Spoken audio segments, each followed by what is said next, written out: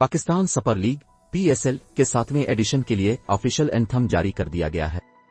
Anthem की video में एक मौके पर मुस्लिम लीग नून की नायब सदर मरियम नवाज का नाम भी लिखा हुआ नजर आ रहा है।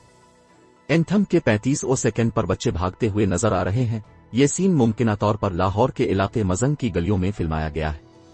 1 सेकंड के इस सीन में गिली के कोने पर तरक्याती काम के इफ्तिताह की तख्ती लगी हुई नजर आ रही है, जिस पर बेगम कुलसूम नवाज मरहूमा, मरियम नवाज और मुस्लिम लीग नून के रुकन पंजाब असेंबली माजिद ज़हूर का नाम दर्ज है।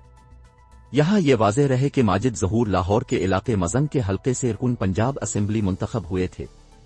PSL के एंथम में मरियम नवाज के नाम की झलक जानबूझकर डाली गई गलती से ये मंजर गाने का हिस्सा बन गया। इसके बारे में तो पाकिस्तान क्रिकेट बोर्ड PCB ही वजाहत कर सकता है, लेकिन क्या आप समझते हैं कि इस बार का तराना सियासी हो गया है? हमें कमेंट्स में जरूर अपनी राय से आगाह करें।